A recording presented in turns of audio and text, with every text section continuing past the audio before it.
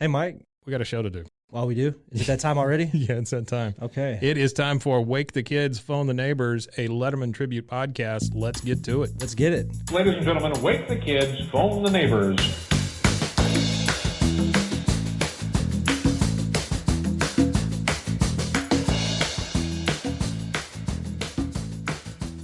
Welcome back to Wake the Kids, Phone the Neighbors. I am Mike. And I'm Rusty. Yep, I'm here with Rusty. Yep. And episode 2, basically, for you and I. Absolutely. Right?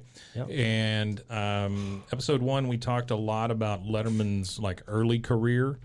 And then I think we ended up with the morning show, right? Yeah, discussed the morning show. That nobody liked. Everybody liked, but nobody liked at the same time. Sure. Yeah. Emmy award-winning show canceled. Yeah, canceled pretty quickly, too. It was, it only lasted, what, a year? Oh, not even that. It lasted than a year? a season. Okay, so it lasted a season, and we're looking at the end of, what, 1980?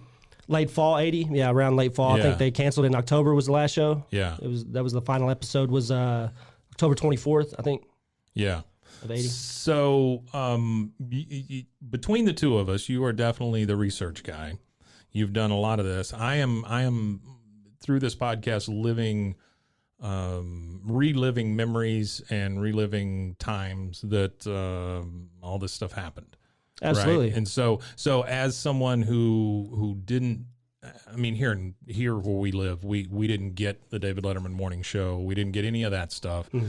And so I had no clue who this guy was until he started in, 82 with Late Night. So that's your first, Yeah. not even Carson then, your first slightly with Carson. I had seen him on Carson, but think about it. You've seen 100 guys on Carson. Yeah, you've seen 100 guys on Carson, and you could always tell that he was, good friends with Johnny and stuff, but I couldn't tell you how it changed my life to see Letterman on Carson, Yeah, absolutely.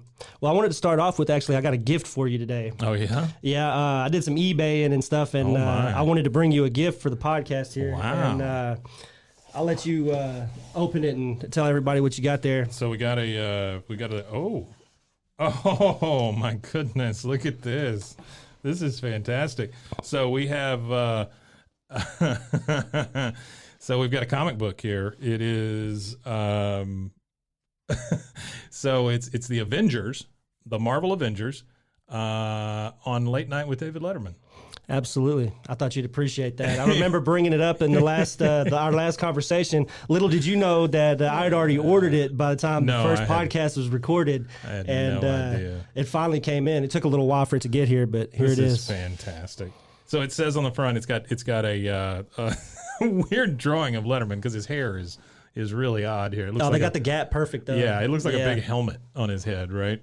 And then you've got Hawkeye and what looks to be Plastic Man and Black Panther and some other.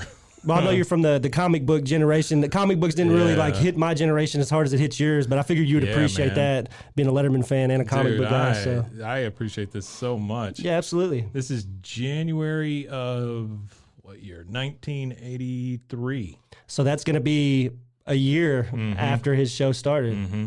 This is like when he was starting to hit his peak. Yeah, absolutely. Because if you think 83, 84, I mean, that is when he became a staple. Yeah, he won Emmys back-to-back 1, 2, 3, 4, 5, 6 years in a row for his show start, yeah. There's a stamp on the front of it. It says, "Beware, it's Assistant Editors Month. Don't say we didn't warn you." And then over where the UPC should be, you can tell that this one was sold either direct to the consumer or it was sold within a comic shop or something because it doesn't have a UPC code on it. Okay. And it says, "Warning, surgeons have generally determined that Assistant Editors Month is dangerous to your health." That's very much an inside joke. I don't know exactly what it means. I'm not sure either, but it's Letterman-esque. And I like how all the Avengers up here in the little Marvel thing, all their heads are turned backwards. I didn't even see that. I didn't even notice that. The back of their heads, which is weird. That is weird. But it's got Letterman on the front, and then all these Avengers around him, and it says, "We're going to have more fun than Earth's mightiest heroes should be allowed to have." which there's also other comics that were done by Harvey Pekar, I think is his name. Yeah, Harvey Pekar. Pekar. Yeah. There's actually more comics out there, but that was the one I thought was most fitting. I thought it was hilarious. Dude, that's so nice of you. Thank you so much. Oh, no problem. And Harvey Pekar was always one of my favorite interviews on Letterman. There was Stranger. There were some of the Otter podcasts. Weird. Yeah. There were some of the Otter podcasts, or not podcasts, sorry, but some of the Otter video clips that I watched of David Letterman interviews. That was one of the guys that was up there. Well, and there's a movie with. Anyway, there's a movie about Harvey Pekar's life, and I can't remember the name of it. It's got the guy from Sideways, not the one from The Wings, but the other one. Anyway, there's a movie out there about Harvey Pekar's life. I'm sure people will be like, "Oh yeah, idiot." You know, it's definitely a thing. Okay, so the show has been canceled, even though it won Emmys. Yep, show's canceled at this point. So at this point, Fred Silverman, the NBC guy, he loved David Letterman. He appreciated his humor. He was Carson's guy. Yeah, he was Carson's guy. So he knew that he had something in David Letterman. He just didn't know what. And at this time, you know, after the Day Show has failed, he's on Carson a lot. Carson's, I think he had 22. He hosted actually the Carson show 22 times. That's amazing. In that short time frame. Thank you very much. Thank you very much. My name is David Letterman. Welcome to The Tonight Show. Now, before we actually begin the show, there is something that I should say. It's just kind of a little nuisance. You may have read about it. There's a little health problem here in Los Angeles, and it's trivial by comparison to other things. But the NBC nurse here did want me to ask you folks, how many of you are here for the free brain fever inoculations? Do you know if that's a record? I'm not sure. Yeah. That was something I didn't really dive into in my research. Right? It does, but if it's broken by anybody, that record is going to be Jay Leno or Joan Rivers. They're going to be the two that might have done it more than him. The only other one I remember hosting Carson or guest hosting Carson was Gary Shandling. Also. Yeah, Gary Shandling. I don't think he did as many as the other ones either. I think he did very, very few in comparison. But David Letterman's up there, top 3, if not top 1. Yeah. Well, I think Gary's experience from guest hosting that is what created the Larry Sanders Show. Yeah. I think that's where he went on and did that. So in all this time, they gave him $20,000 a week. $20,000 a week. Yeah, the contract was for like $1 million, but they never made it to the full $1 million because they gave him something to do before I think that was like what the terms of the contract were is we're going to have you on this retainer, this entertainment retainer, and we're going to give you the $20,000 a week. If we give you a show before X amount of time, then there's a new contract that comes out. This contract is done, and then we come at you with a formal contract for a show or whatever it is that they were doing. Yeah. Well, around this time, you've got NBC, you've got Carson Productions, and you also have what would become Worldwide Pants, which was called Space Age Meets Productions. Space Age Meets. Space Age Meets Productions. Sure.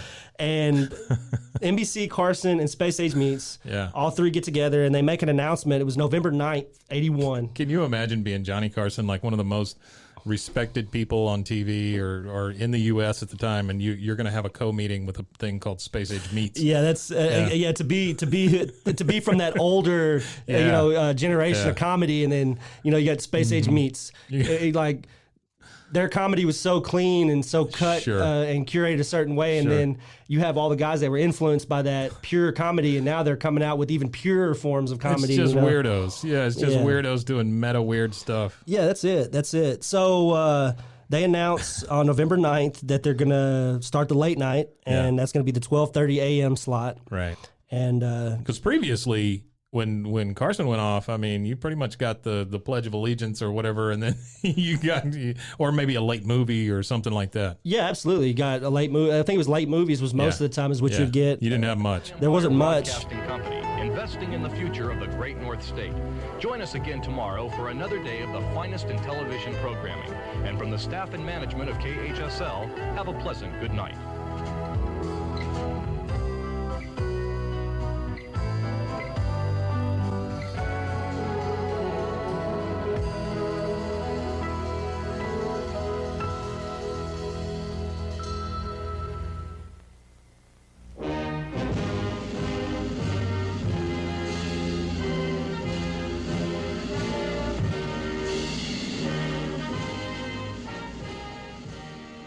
in the way of anything. I'm so old that I remember when TV stations went off. Oh, signed off. They did the sign off and everything. Yeah. I'm not that old. Yeah. Not that old, Mike. I remember that. We had, what did we have on late night? After late night, and you would get... You probably got infomercials. And infomercials. Stuff. Yeah. You would get...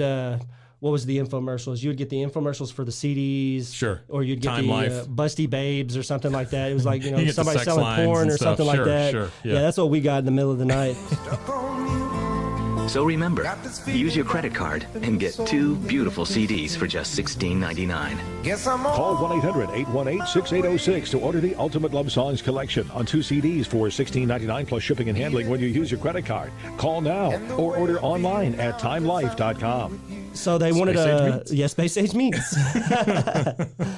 So at the time, you had Tomorrow Coast to Coast with Tom Snyder in that slot. That was, and that's funny that you say there was nothing after Letterman, nothing after Carson, because there was nothing after Carson. After time passed, Tom Snyder became that nothing spot. You and I talked about Tom Snyder a little bit and about how prolific his career was, like the people that he interviewed. Like, oh, absolutely. You talked about he interviewed Manson, he interviewed Timothy O'Leary. All of these guys. Yeah, he had some prolific. Timothy Leary, the electric Kool-Aid test. Yeah.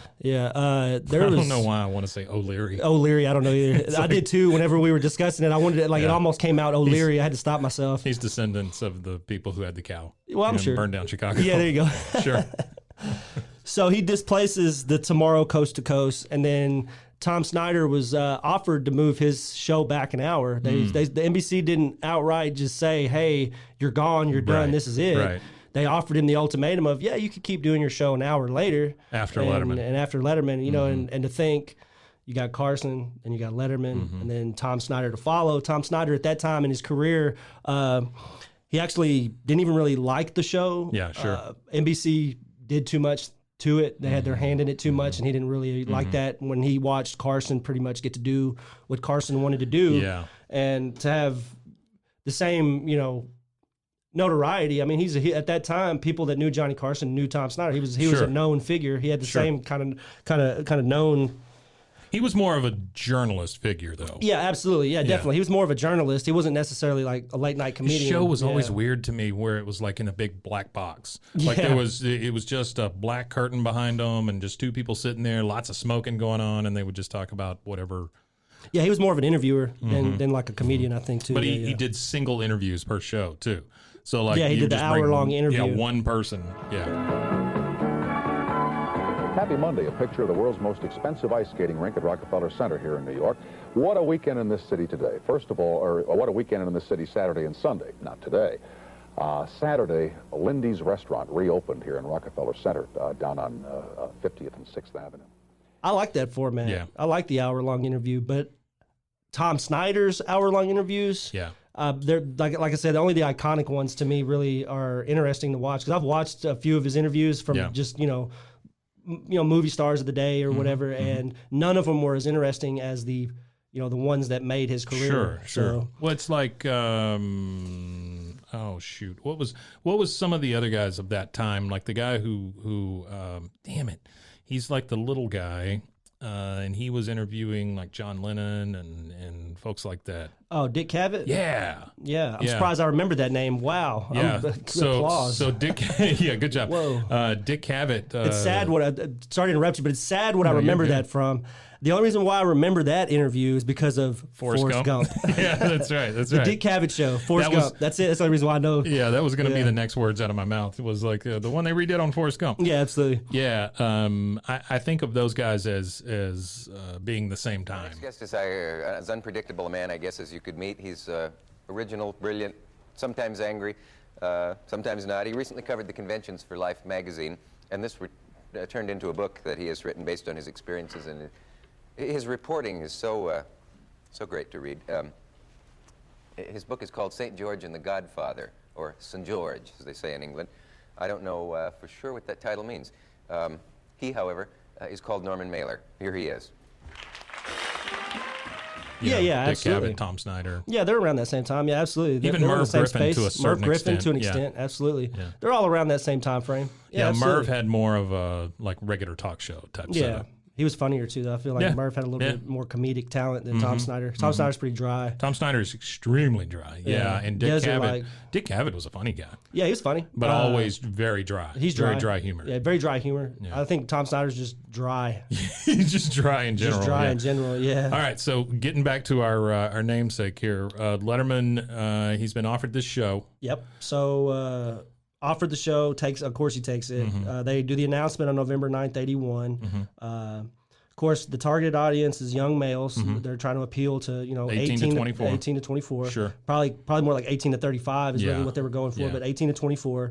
And it was kind of funny, though, because whenever they're doing the contract, Carson said, well, you're funny, but you can't be funnier than me. So he put a lot of stipulations on the first on the NBC David Letterman program. And you can kind of understand that. I mean, yeah, absolutely. He didn't want anybody in there taking over his job. Which I understand. Yeah. Oh, absolutely. But it's funny. Some of the stipulations were, no sidekick, so he couldn't have Andy Richter, somebody sitting beside him the whole time. Even though Paul was really his sidekick. Paul was his sidekick. Yeah. He took that I can't have any sidekick thing and turned his musicians into his sidekicks, because he did the same thing with Frank Owens in the Daily Show on the daytime show as he did with Paul Schaefer. Yeah. So you've got these stipulations. He's not allowed to have any old show business guests. So none of the Bob Hopes, the Newharts, any of them old timers. He's not allowed to have any of those guys on his show. Yeah.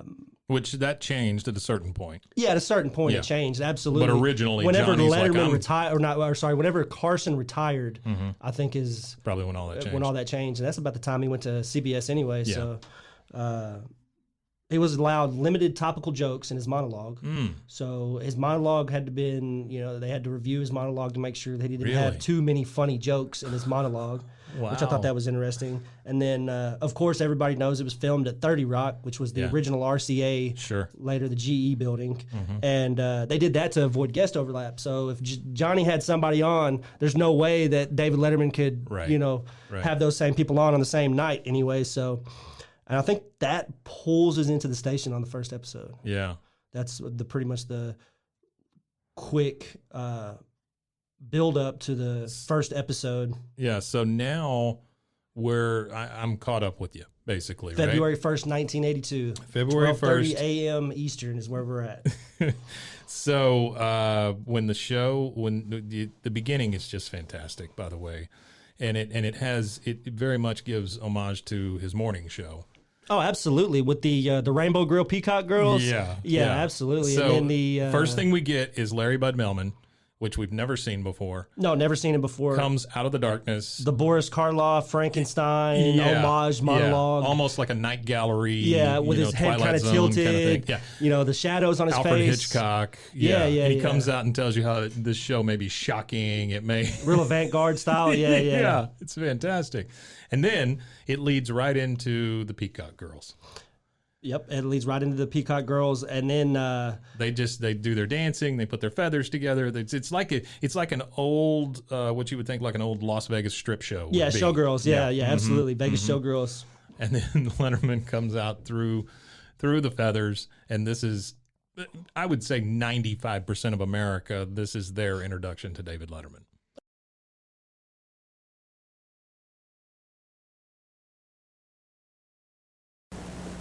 Good evening. Certain NBC executives feel it would be a little unkind to present this show without just a word of friendly warning. We are about to unfold a show featuring David Letterman, a man of science who sought to create a show after his own image without reckoning upon God. It's one of the strangest tales ever told. I think it will thrill you. It may shock you. It might even horrify you. So if any of you feel that you don't care to subject your nerves to such a strain, now's your chance to, well, we've warned you.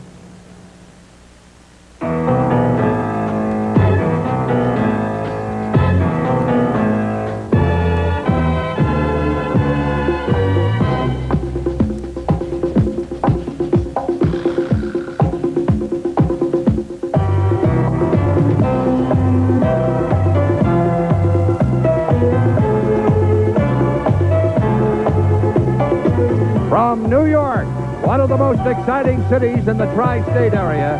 It's Late Night with David Letterman.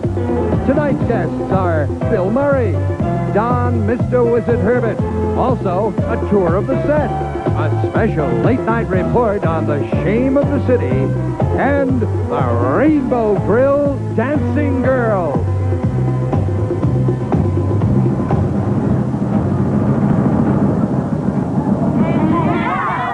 A man who shouldn't be up this late, David Letterman.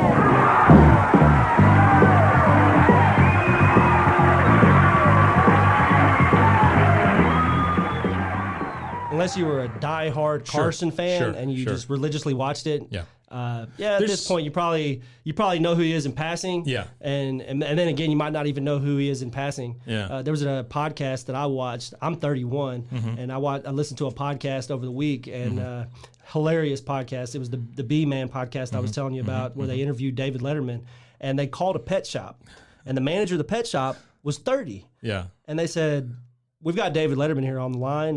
We'd like to have a word with him. We'd like to talk to David Letterman." And he's like, "Who's David Letterman?"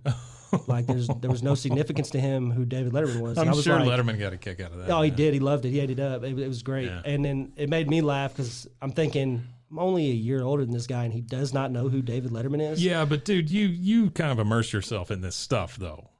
Well, to an extent, yeah, I guess so. Yeah. I mean, I just have always appreciated comedy, and then I feel like, you know, when he's first being introduced on February 1st, 82, to like the majority of America, if you didn't appreciate comedy fully and you hadn't really immersed yourself into comedy, you're not going to know who he was. Right. It's just like you wouldn't know who a lot of the stand-up comedians that we have today. A lot of people don't know a lot of their names because they're, you know, people just, not everybody is into comedy. Not everybody has the mind to understand humor. Well, I think what happens also is what continues to happen to me. I watch all this TV and I watch all these shows and stuff, and it's weird to even say TV at this point. Like, I watch TV because you watch so many different sources.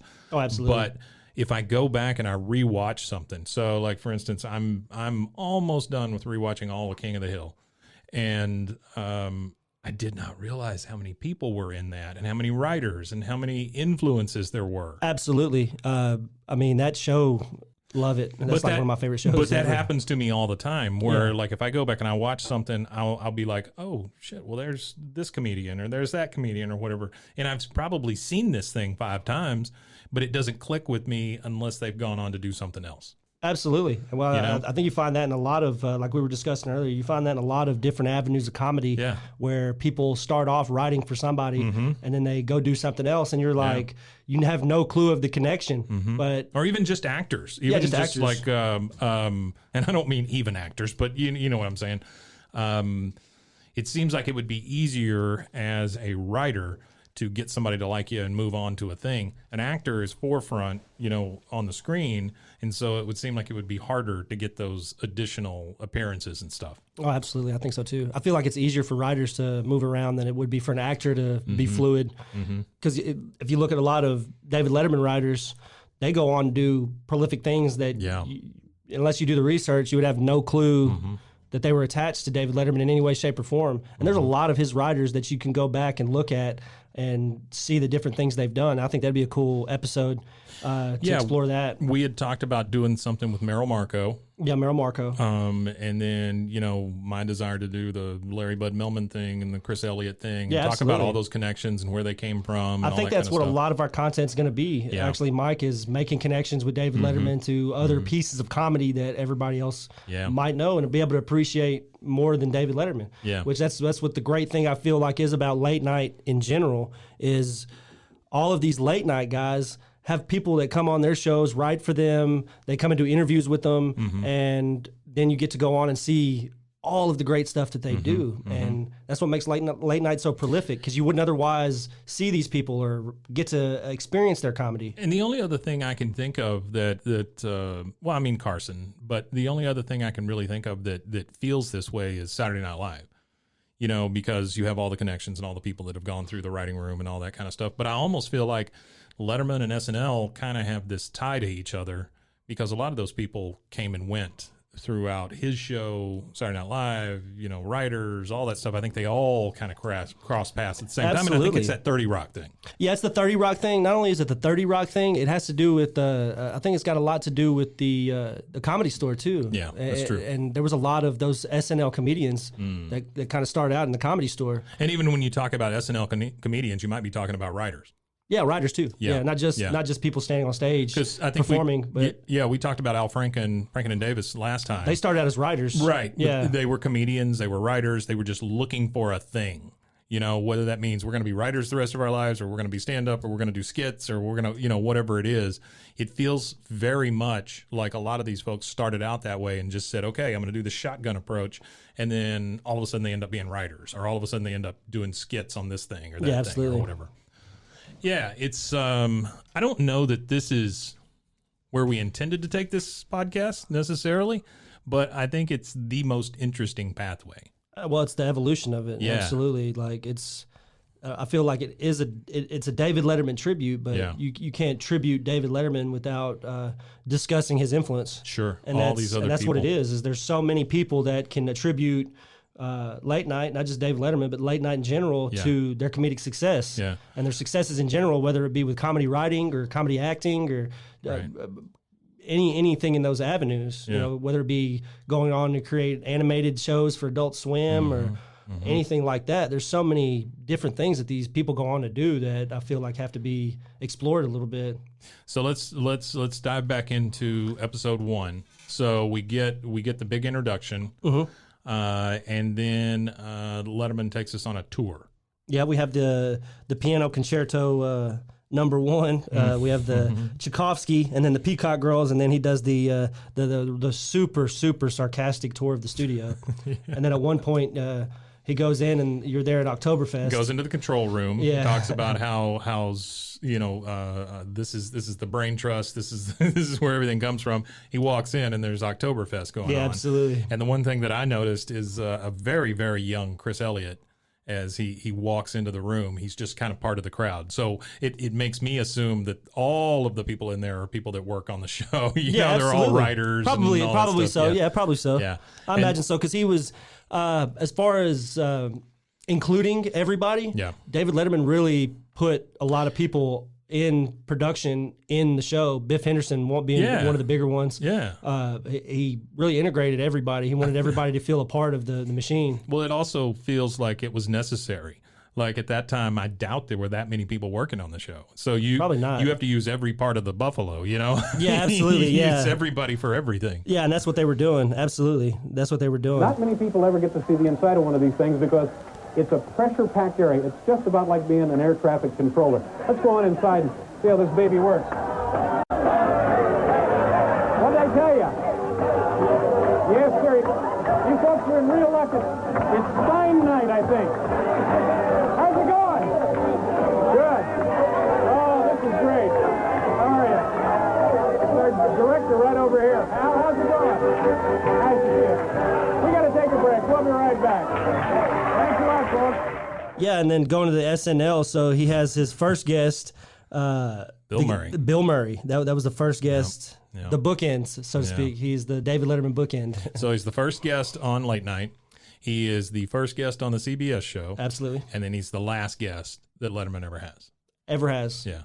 I mean, if you don't count the Netflix stuff and all that. Yeah. No, he gets hammered drunk and goes to MSNBC right after that and falls out of a chair. Yeah.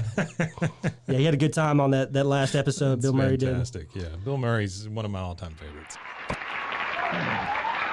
Dave Letterman, come on, everybody out. Everybody out. Everybody out.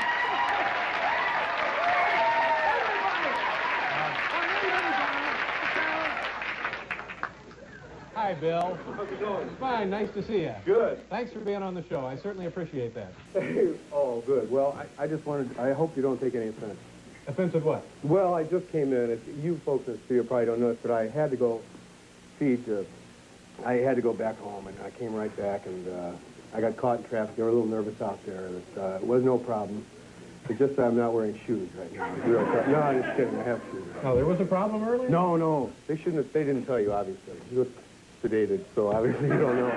So my favorite thing about the Bill Murray interview was the oh, well, I have a video of my pets or whatever he was discussing. And then he pulls out a video of a Chinese zoo at the panda exhibit. And just the exchange between him and David during that part was, oh my gosh, that was fantastic. Well, you could tell that all of it was made up by Murray also, because he starts off the conversation with, you know, I'm going to be watching you. You're an evil guy. You're trying to get over on me and stuff. And then they come back from commercial, and he's like, "Well, I have a salt imbalance, you know." Yeah. No, you're a really good buddy of mine. You know, you've been there all along, or whatever. And then he starts talking about his pets and brings out the video. Yeah, that was awesome. Yeah, that was hilarious. And there's another, and that's at that point, Bill Murray was off of SNL. Really an established star at that point. Yeah. This was the year after Stripes, and I think Stripes was a number 3 in the box office at the time. It was like a really cheap movie, and they made like, tens of millions of dollars off of a few $1 million budget. Yeah, he had done Caddyshack and Stripes and Where the Buffalo Roam and Meatballs at that point. Yeah, absolutely. And so he was a juggernaut. He was huge. He put Bill Murray in anything, and people would go see it. Even Where the Buffalo Roam. Yeah, even Where the Buffalo Roam, which is terrible. Yeah, but it's not a great movie, but it does have one of my all-time favorite cinematic moments where he is playing the part of the famous writer Hunter S. Thompson. Yeah. So he's playing the part of Hunter S. Thompson. He's out in his cabin, out in the middle of the snowy woods or whatever, and he's got a Doberman, and he's got a dummy that's dressed like Richard Nixon, and he just says Nixon, and that dog goes over straight for the crotch, and that's one of my favorites. I don't know why that sticks to me. That's funny. That's hilarious. And growing up, I was always like Nixon, Nixon.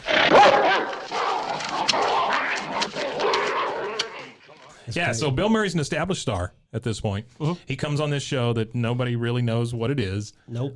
You've been subjected to not only Letterman's introduction, not only Larry Bud Melman, all of this stuff, but also in the commercial breaks, you have this weird non sequitur, which is like, gosh, it's interviewing normal people on the street, and they all say, I wish there was a show about joining metals. Absolutely, that was great. and then they just show guys welding. Well, not only did they show guys welding, what was funny is they showed and explained what kind of welding each welder was doing. That they showed shield arc welding, shield arc welding, and all that kind of stuff. I thought that was great. Not only did it show their show like the nonsensical side of everything, showed the dedication to the bit. They ran the bit the whole show, and every time they would show somebody welding, they described it so exactly what they were doing. It was just so funny to me. Zero explanation. None whatsoever. The only explanation you get is the microphone from whoever they were asking. And,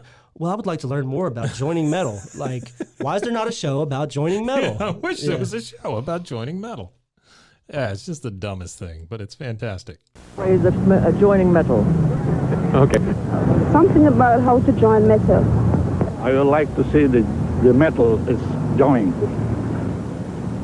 Oh, I wish there was a show that had information on how metal is joined.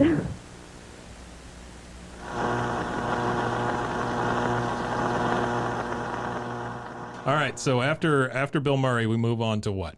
Well, we're still on Bill Murray, so we come back from commercial, and then he starts doing jumping jacks to Olivia Newton-John. Let's get physical. And he starts dancing to that, which again is just nonsensical. It just seems like he called up, hey, Bill, you doing anything Monday night? That's how it felt. That's how the show felt. That was the other thing that you and I talked about. It's like on the show, it felt like, oh, these guys don't know each other.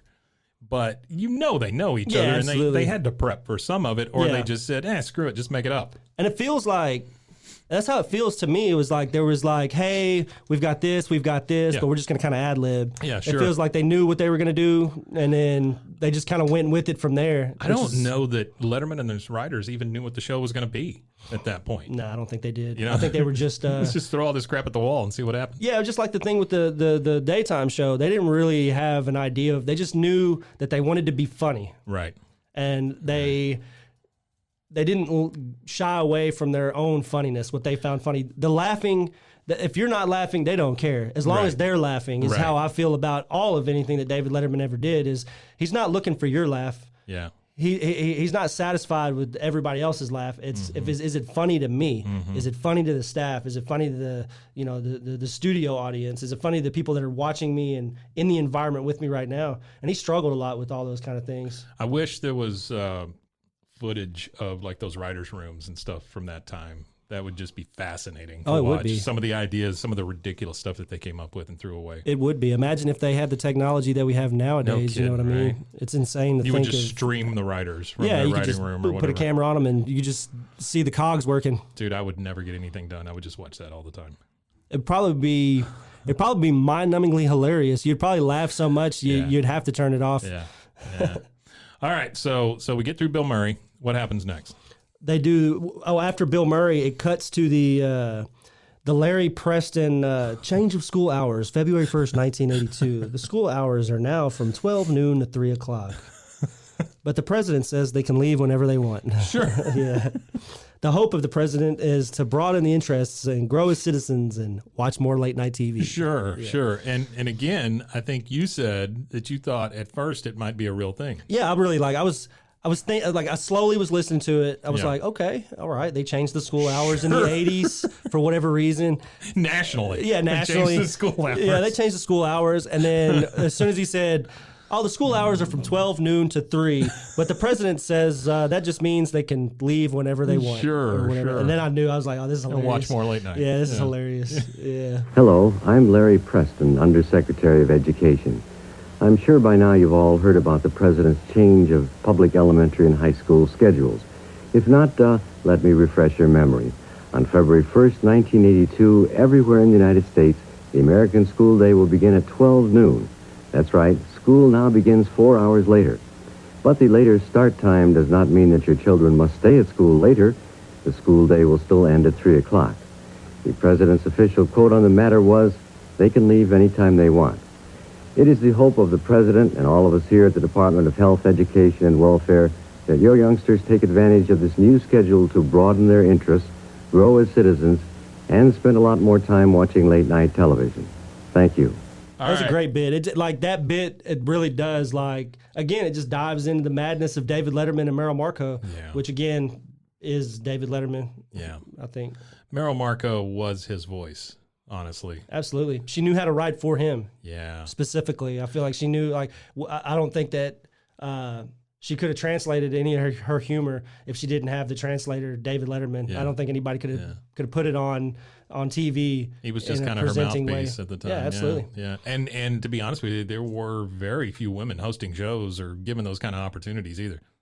Yeah, because she's actually really funny, and if you watch the interviews with her and David Letterman when he has her on the show, you could see how she could control it. Yeah. She could be in that spot just as easy as he is. You feel like she missed it by 20 years. Yeah, that's it. That's all it is. 20 years. If she would have been starting out now, it'd be her. Yeah, she could have a show. She would be the syndicator, and she would have the syndicated program 20 years from now. She always kind of reminded me of Elaine Boozler and folks like that. Absolutely. Their humor was a little more gentle, but they were all together too in the same space, because Merrill Markoe's at the Comedy Store at the same time that David Letterman is, because they're dating at this point. Sure. So before even the morning show, they're dating at this point. Right. And they meet at, I don't know, they meet at the Comedy Store, but they meet in L.A. Right. And that's where his career starts. That's the genesis of everything. When he's with Merrill Markoe. You got to think they were together for 10 years. That's crazy. That's the beginning of his career. Yeah. As we know it. Yeah, of course, he had a broadcasting career before he ever went west. Sure. He had the Midwestern broadcasting career, and he could have done that, and he could have stayed there, and he could have been just as successful. Maybe not as he might not be worth $400 million if he would have stayed as a broadcaster, but he had regional success already. So when he goes out west and he meets up with Merrill Markoe, I feel like she's able to harness the power of David Letterman. Yeah. Whereas NBC was trying to find a place to put him, she knew where to put him, but didn't have a place to put him. You know what I mean? She knew what to do with David Letterman, obviously, because she, like, a lot of his successes, and even he can say that, is attributed to her writing and her comedy styles. Yeah. which is Yeah, interesting. we need to actually do a deep dive on her. I think that would be I need fun. to do more research on her too because I haven't done a lot. I haven't it'd be dived too super much. fun. There is a book she wrote in the 80s about David Letterman. That's about as far as I've gotten. I think that was after they broke up, right? She wrote kind of it wasn't really a tell-all book or whatever, but it was more about her. Into the Mind of David Letterman kind of thing. Yeah, I feel like, I want to say, it was probably after they split up. Yeah, I'm almost positive. Yeah, because it was written in the 80s and they weren't together in the 80s. They weren't together at this point. All right, so we've gone through the green room. We've talked to Bill Murray. We know that the school hours are changing. What do we got next? Well, next you get the debut of Shame of the City. Sure. So at first, the first bit on the Shame of the City, he's walking around, and then you see it pans through, and you see all these pine trees laying on the ground, look like after a Christmas event. And it being February 1st, there's probably still some residual Christmas stuff in New York City, it being as large as it is. So he kind of pans through, and then he starts talking about the trees and we're felling trees here in New York City. We're having a deforestation, all this kind of stuff. I thought that was hilarious. How he's in this really urban setting with all these trees, and he's talking like we're walking through a forest. A bunch of dead Christmas trees. Yeah, a bunch of dead Christmas trees. Yeah, and then. Next thing he segues into is he's outside of a deli or something like this in New York, and he goes up to the sign, and the sign says planing instead of planning. It says planing a party, try one of these, but they spell these like with two E's, like you spell cheese. Yeah. And even the owner came out and everything, and he said, well, do you plan on fixing this sign? Right. He said, are you aware that your sign is spelled incorrectly? It's the Shame of the City. Yeah, and the guy's like really just straight. And and the guy, there's no comedy or whatever. In a lot of David Letterman stuff, there's no real comedy. You have to find the funny. Yeah. And that's kind of what it is. The guy's all like, well, yeah, I know the sign's spelled wrong. You're not. It's like he says it like, well, you're not the first person that's came inside and said, hey, your sign's spelled wrong. Sure. It's New York City. 1 million people probably pass his window every day and see it. And I thought that was just hilarious. I really like the when they leave the studio kind of thing. I appreciate those bits, the remote site bits. It sets up all of those remote bits and all those man on the street things and all that kind of stuff for the future. Yeah, and then I think the funniest. The funniest part about that remote one is when he walks up to the police booth. Yes. So for those of you that don't know, in New York they have random police booths throughout the city that where it's like if there's something going on, you don't have to go to the police station, you go to the booth, and it's to make police more accessible. Sure. In a large city like that. So he walks up and he's starts walking up to everything, and as he's walking up, he's talking about the highest crime rate in the world, New York City, and he goes, "Well, this is why." Look at this police force. And he's like, he points at this booth with one guy sitting there. Sure. And he's like, well, a police force for a city of millions, you've got one guy here. And he said, are you the only person that works here? And the guy was like, well, yeah. Yeah.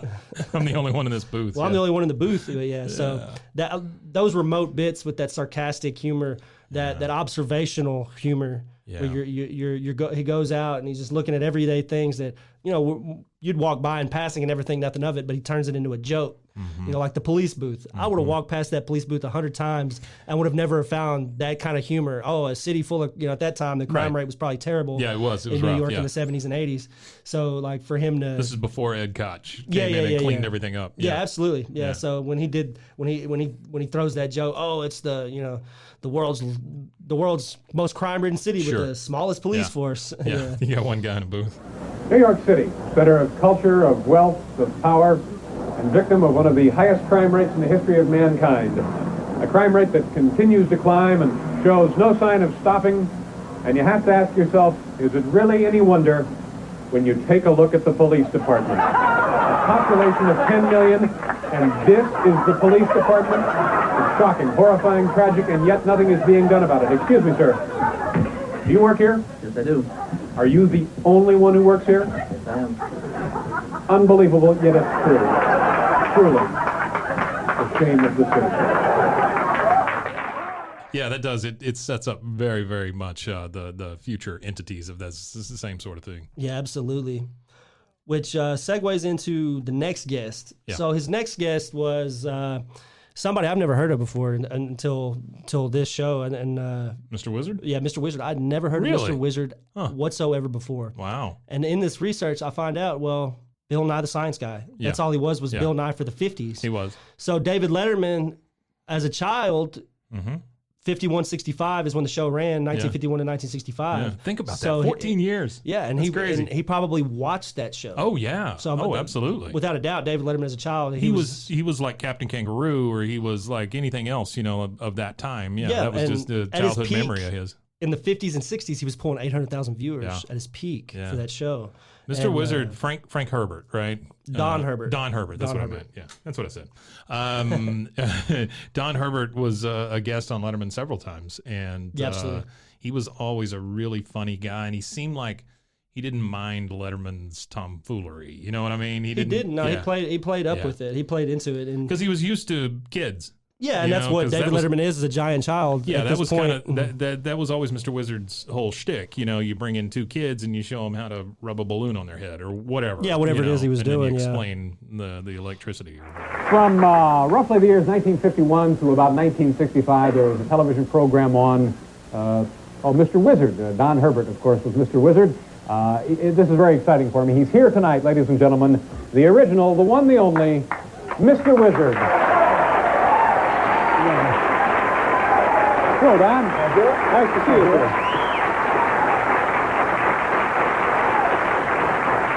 We're going to do some neat stuff here. Before we get into that, well, in those years, was there ever any serious mix-ups where a little kid was roughed up a little on the show? No, not really, because of the kind of show we were doing, anything could happen. It was perfectly all right. Only once. We did an experiment in which we put a bottle over a candle and then light the candle with a little coil next to the wick. And one time in the rehearsal, we got the wick wet. So when we got it all set up, we turned on the current.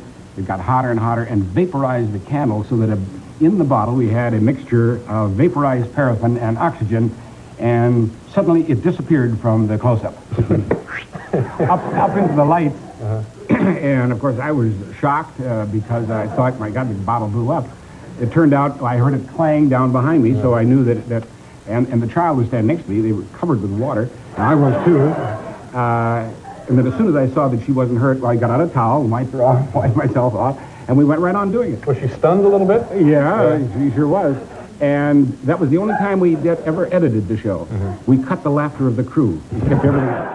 I did, like I said, I'd never heard of him before, and you can compare him to Bill Nye, which was interesting because Bill Nye eulogized him. I didn't know that. Like I said, looking through the research and everything that I've done for this episode, it was pretty neat to go back and watch some of that stuff and get to understand where a lot of the iconic figures from my generation start. Because a lot of people think, oh, Bill Nye, he's got to be the guy that started that. There's no other guy that was that quirky to start a science show for kids. Because at the time that Mr. Wizard was on TV, it was right after the World War II. And at this time, scientists are seen as these almighty, untouchable beings. Absolutely. And he made science approachable is what he did. Yeah, that was the whole idea. At that time, kids thought of scientists as, these guys that create nuclear weapons and do all this science and stuff like this. And it's just, elite figures. Right. Whereas nowadays, you could barely get people to listen to science. That's true. Yeah, we need a Mr. Wizard for this generation. Bill Nye, Dr. Fauci. Yeah, absolutely. Yeah, Don Herbert, I believe, also got a show on Nickelodeon out of the whole thing. Yeah, he did actually. Yeah, he ran for a short while with Nickelodeon. Twice. Yeah. They actually tried his show twice on Nickelodeon. Yeah. And that's around the time Bill Nye was coming on the scene with PBS. Yeah. And I feel like he ate into that a little bit. And by the time the show in the 90s comes about, Mr. Wizard is... Right. He's Mr. Wizard, you know what I mean? He's old. He's old at this point. He's gone at this point. I mean, his peak was 51 to 65. And, they tried to bring it back for the 80s kids and stuff like that, which... He had a show it was 85 to 89, and then they tried to bring it back again in the early 90s. And they actually reran his show all the way up until the year 2000. Really? Yeah, it reran on Nickelodeon. So I say I don't know Mr. Wizard, but I go back and I look at some of the Nickelodeon highlights, and I've seen Mr. Wizard and his stuff before, but I don't know Mr. It just Wizard. didn't make an impression on you. It didn't at all. No, it didn't at all. It was too far gone at that point. Yeah, Bill Nye was funnier at that point. And I feel like Bill Nye, as a whole, was funnier. Bill Nye bought into the like MTV generation. You know, he would do things that kind of looked like music videos or whatever. Bill Nye always the way it was presented always reminded me of the Fresh Prince intro. Like they would zoom in on things real quick, and he would whip his head around, you know, and all that kind of stuff as he was talking. Yeah, absolutely. It was more of a presentation to it. Yeah, definitely, absolutely, way more presentation than Mr. Wizard. Mr. Wizard was more science than presentation. Yeah, and Bill Nye was equal parts science and presentation. I feel like. Yeah, absolutely. All right, so we get past Mr. Wizard. Where are we at? Well, that brings it up to the final comic. You know, they always have the comic. Usually is the guy that closes the show, the comic or the music. Yeah, that's usually the show closer. So you have some rando. I really couldn't find anything else about him. So if anybody else knows anything about him, please let us know, because I would love to know more about him if there is anything. It was Steve Fessler is the guy's name, and he comes out and he just recites lines from Bowery at Midnight, a Bela Lugosi movie, and he just reads this off, and then that's it. It just fades to black. Yeah. It's the first episode. It's a very fitting way to end what was a very weird show. Please welcome Steve Fessler. Bowery at Midnight with Bela Lugosi, John Archer, and Wanda McKay. Extra, extra, read all about it. Read about the escape of Fingers Dolan, paper mister. You shouldn't smoke that. It might stunt your growth. If you gotta go ahead and smoke it. I'm saving it for after dinner. Dinner? You mean you got a place for a handout? Sure, over at the Friendlies. A Friendly what? Ain't you ever heard of the Friendly Mission? Nah. You're sure to get some swell food there and no questions asked. But what are we waiting for? Come on, pal. There it is. Ain't it pretty? Just like I told you. Gorgeous. And a guy that runs it, he's a soft touch. Oh, good evening. I see you brought a needy friend with you tonight. Yeah, he's a pedestrian from Pittsburgh. You're very welcome. Here you will find food for your body, as well as comfort for your troubled mind. Yeah, but I'd really like some soup. Of course, my friend. What happened to your hand? Nothing. I just tied it a little bit. Just the same, you'd better take care of it. Nurse Malvern, here's a patient for you. Have another bowl? No, thanks. And what about a smoke? Absolutely. Like from beginning to end, like it's really, you start off with the Larry Bud Melman, black and white. Bela Lugosi. Yeah, Bela Lugosi, Alfred Hitchcock, Boris Karloff feel to everything. And then you end it with kind of an equal. Yeah. It's I cannot. Can you imagine being a like an executive at NBC, and you just saw what happened there, and you're like, "Holy crap! What did we do?" Oh yeah, I couldn't imagine the conversation around the water cooler between the executives the next day. They were either thinking, "Wow, we just hit a gold mine," or they're like, "Wow, this is gonna fizzle in a year or two." You know, from everything I'm a huge TV person all my life. You know, little kid, black and white TV next to my bed. You know, supposed to be sleeping, watching old movies. Oh, all absolutely, that stuff. Taped everything, like I said, in my Betamax. You know, taped everything, rewatched things over and over and over. And from everything I understand about television executives and the way that things work, if it doesn't start off with a bang, they're not interested. Not at all. And it doesn't matter what that bang is. Right. They don't care what the bang is as long as it bangs. Sure. And it did. And 1-point-something million viewers the first episode. Well, and that's the thing. You know, they had to look at it and go, what the hell is this thing? And then they had to look at the numbers and go, oh, okay, well, wait a minute. Maybe we got something here. Well, maybe we have something. Yeah. And they did. They had something. I don't know who the person was, and maybe you do with your research and stuff, but the person that decided, you know what, this show would do so much better late night. I don't feel... In my research, I don't really see where that conversation ever happened, but Fred Silverman knew he had something. He knew he had something. It had to be Johnny and Silverman, though. Yeah, right? yeah, absolutely. I mean, that's where all the roads lead to. Yeah. And if you look at everything, it's those influences. It's Johnny Carson, it's Fred Silverman. If it wasn't for those two buying into the David Letterman experience, then we wouldn't have one. We wouldn't have a David Letterman. A thing. Yeah. But it's definitely Fred Silverman and Carson. Carson's appreciation for him, and then Fred Silverman's appreciation for Carson and what Carson thinks. Yeah. So that's. And it's so weird because, like, Silverman, very much an established TV guy, game shows, talk shows, all of that, basic TV stuff that we all know. That's where he came from, very much a 50s, 60s guy. And yet he's willing to buy into this dude, early 80s, who is just so absurd and weird. I feel like he understood that the TV he knew it was evolving, Yeah. and he had to catch up, Yeah. or not necessarily catch up, but he didn't want to be the guy that lost David Letterman, because I feel like, God, can you imagine? Imagine if David Letterman, instead of doing a show with NBC, would have went to ABC Yeah. or CBS, Yeah. initially from the jump, right? Sure, because from what I understand is there were other people vying for him. I don't know if at this particular time frame, but there was other companies that eventually wanted David Letterman. Man, Fox, everything, everybody wanted him. When he tried to make that move to wherever from NBC, before he went to CBS, he was just fed up. I know Fox was after him, CBS was after him, ABC was after everybody. That's why he gets the deals he gets with CBS. Yeah. That's why he gets the complete and total control of his show, and then he gets 2 hours worth of time. Yeah. So he gets to make a second show. Yeah. Which is where he pays dues to Tom Snyder.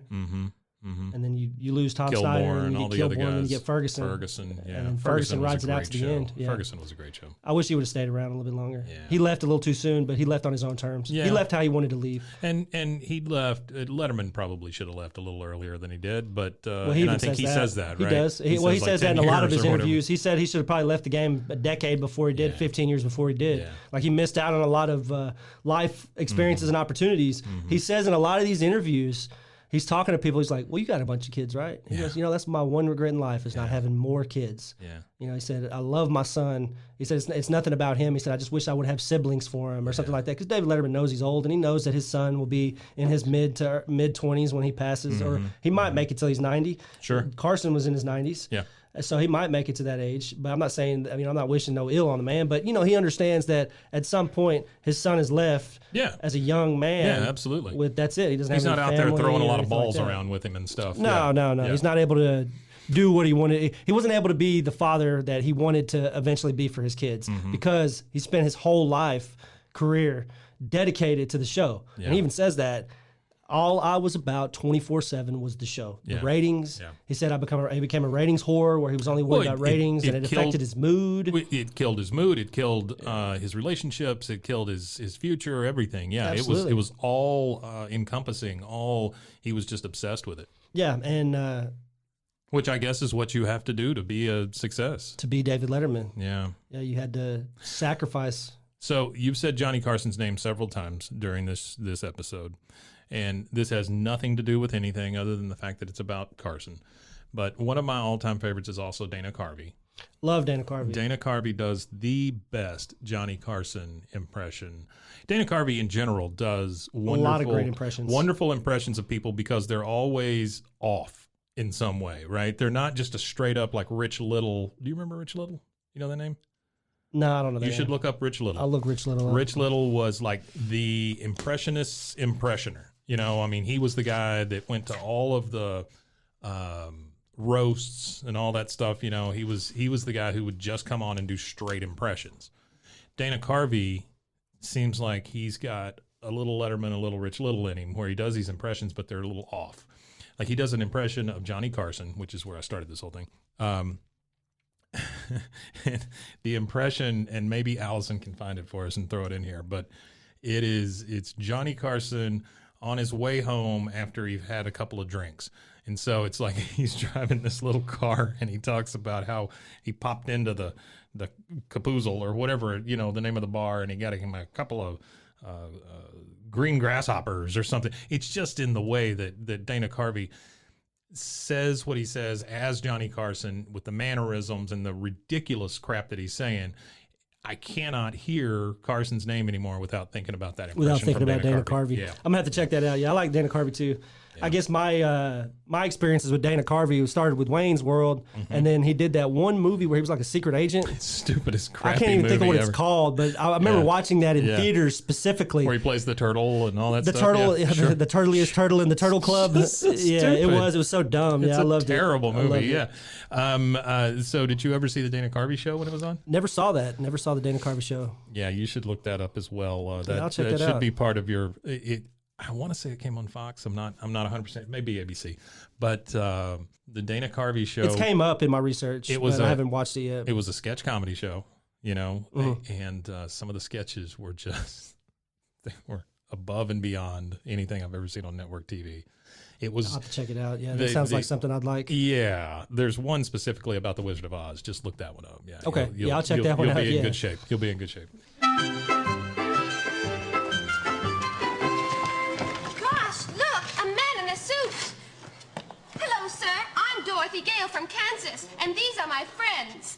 Who are you? Dennis Blanchard. We're on our way to see the Wizard of Oz. Yeah, sounds like a real ball. Hey, why don't you scram? I'm scared. Now, just a doggone second, you. Yeah, shut up. Gosh, he's so rude. Stop crying. You'll rust again. Excuse me, sir, but it seems that something is troubling you. Maybe the wizard can help you. He's going to help me and Toto get home. And get me a brain. And me a heart. And me a knife. What do you need? An ass. A what? An ass. I don't have an ass. You want to see?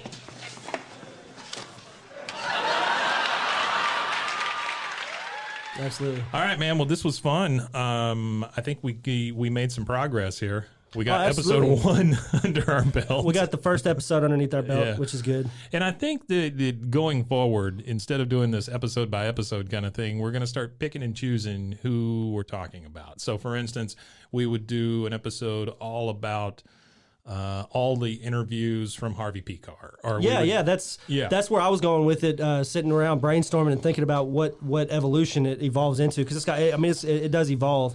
I mean, it's not realistic that we go through every single episode.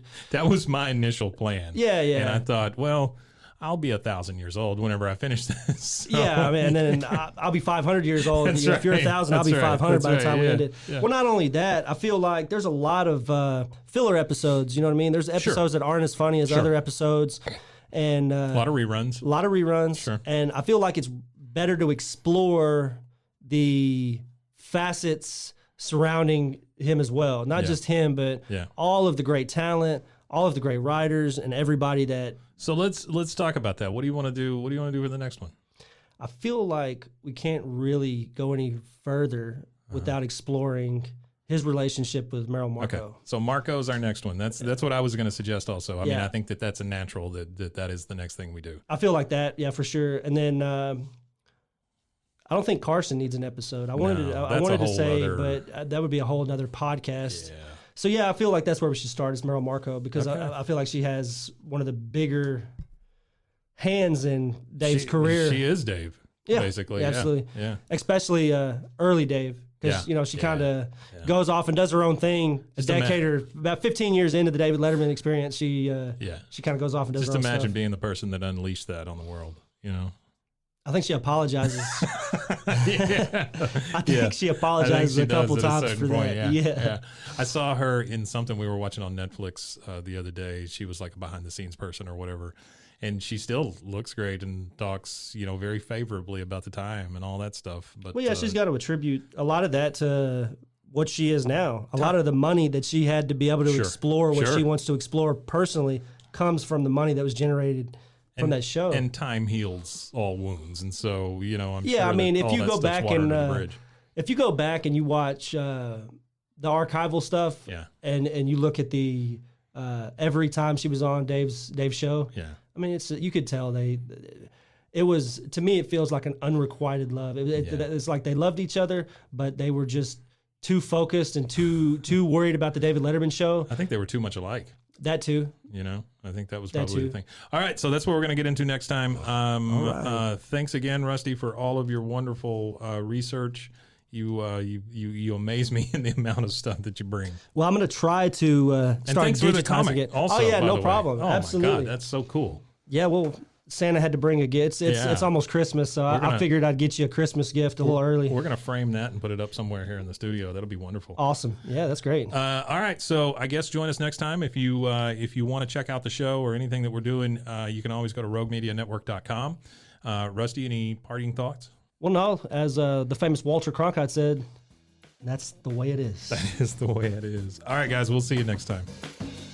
Hey, thanks for joining us on Wake the Kids, Phone the Neighbors. I am Mike. And I'm Rusty. And join us next time for another episode of The Man from the City So Nice They Named It Twice. Wake the Kids at roguemedianetwork.com. Excellent. And we will see you next time. At the David Letterman Tribute Podcast. Okay, good enough. Ladies and gentlemen, Wake the Kids, Phone the Neighbors.